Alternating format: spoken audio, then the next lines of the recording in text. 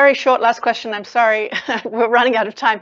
But I wanted to ask you, we're going to be talking to a private investor, obviously, later.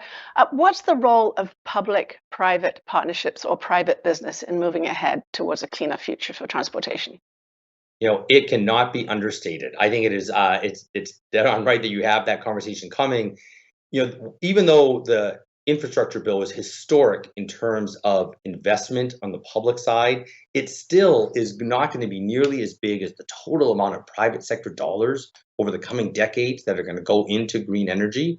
I think a large part of what we can do in the federal government, right, is to be that incubator, to set clear direction, to help launch some of these industries and help provide confidence that this is the way of the future. And that helps unlock the private sector capital globally, quite honestly, for investments, whether that be in electrification or in hydrogen or sustainable aviation fuels, which we haven't talked about in order to decarbonize aviation. So I think the public-private partnerships will be key.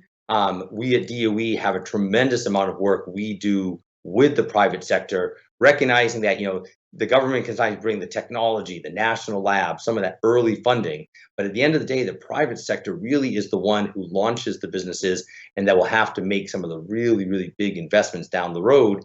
And quite honestly, there's opportunity there, right? Those investments are being made because there's economic opportunity, and that also leads to jobs here in the U.S., which is another critical aspect of the government's role, right, is to help develop that industry so we can get those jobs here in the US.